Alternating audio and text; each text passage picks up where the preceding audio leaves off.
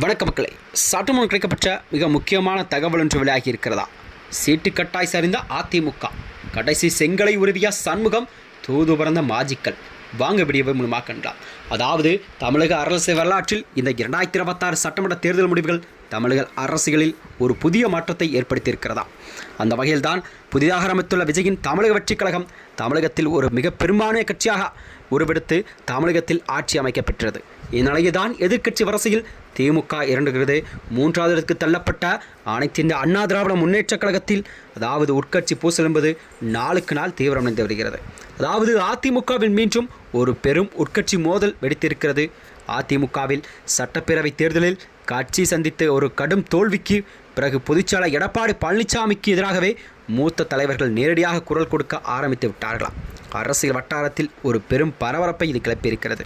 குறிப்பாக அதாவது முன்னாள் அமைச்சர் சி.வி. சண்முகம் மற்றும் எஸ்.பி. வேலுமணி தலைமையிலான தனி அணியாக செயல்பட தொடங்கிவிட்டது. இந்நிலையில்தான் சண்முகம் தரப்பிலோ ஒரு 38 எம்எல்ஏக்கள் இருக்கும் நிலையில் சண்முகம் தலையில் அவருக்கு ஆதரவு அளிக்கும் நிலையில்தான் எஸ்.பி. வேலுமணியை கழகத்தின் பொதுச்செயலாளராக நியமிக்க வேண்டும் என்ற அடிப்படையில் தனி அணியாக உருவெடுத்திருக்கிறது. இந்த வகையில்தான் எடப்பாடி தலைமையிலோ ஒரு 17 எம்எல்ஏக்கள் கொண்ட குழுவில் எடப்பாடி தான் பொதுச்செயலாளராக இருக்க வேண்டும் என்று ஒரு தனியாக செயல்பட்டுகிறதா?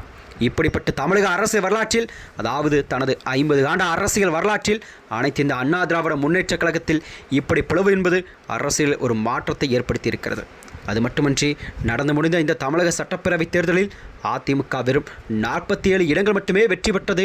எதிர்க்கட்சி அந்தஸ்தை கூட பெற முடியாத நிலை ஏற்பட்டிருக்கிறது. தமிழகத்தில் பல தொகுதியில் கூட மூன்றாவது இடத்துக்கு தள்ளப்பட்ட பல முன்னணி வேட்பாளர்கள் டெபாசிட்டையும் இழந்ததாக அரசியல் வரலாற்றில் பதியப்பட்டிருக்கிறது. இந்த தோல்விக்கு பிறகு கட்சியில் அதிருப்தி அதிகரித்த நிலையில்தான் இந்த சூழல் கண்டிப்பாக, அதாவது எடப்பாடி பழனிசாமி இல்லத்தில் அதிமுக எம்எல்ஏக்கள் மற்றும் முக்கிய நிர்வாகிகள் பங்கேற்று ஆலோசனை கூட்டம் நடைபெற்று வருகிறதா? இந்த கூட்டத்தில் தற்போதைய அரசியல் சூழ்நிலை என்னவென்றால், தமிழக வெற்றிக் கழக அரசுக்கு எப்படி பதிலளிப்பது, சட்டமன்ற கட்சியின் நிலைப்பாடு என்ன என்பதும் குறித்து தீவிரமாக விவாதிக்கப்பட்டது. அப்போது எடப்பாடி பழனிசாமி சில முடிவுகளுக்கு எதிராகவே சி.வி. சண்முகம் மற்றும் எஸ்.பி. வேலுமணி தரப்பு கடுமையான எதிர்ப்புகளை தெரிவித்ததாக தகவல் வெளியாகி இருக்கிறதா?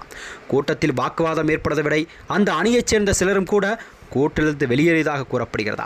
அவ்வாறு வெளியேறிய, அதாவது அதிமுகவின் மூத்த அமைச்சராக பதவி வைத்து வந்த எஸ்.பி. வேலுமணி, சி.வி. சண்முகம், விஜயபாஸ்கர் உள்ளிட்டோரெல்லாம் முக்கிய நிர்வாகிகள் அந்த கூட்டத்தில் கலந்து கொண்டார்கள். அதாவது அவர்களெல்லாம் சி.வி. சண்முகம் தலைமையில் ஒரு 37 எம்எல்ஏக்களை கொண்டு தனி அணியாக செயல்பட்டு வருகிறார்கள். மீதமுள்ள 17 எம்எல்ஏக்கள்லாம் எடப்பாடி தலைமையின் கீழ் இயங்குவதாக கூறப்படுகிறதா?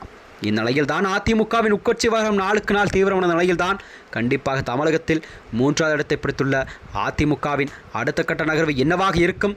கண்டிப்பாக அதிமுகவின் பொதுச்செயலாளராக எடப்பாடி பழனிசாமி பதவி ஏற்கக்கூடாது என்ற மனநிலையில்தான் ஒரு பக்கம் ஒரு போர்க்கொடி தூக்க நிலையில் சி.வி. சண்முகம் அதற்கான வேலைகளை தொடங்கிவிட்டார். இந்நிலையில்தான் எடப்பாடியின் அடுத்த கட்ட நகர்வு என்னவாக இருக்கும் என்று கேள்விக்குறியெல்லாம் மக்களிடம் விளைவாக இருந்திருக்கிறதா?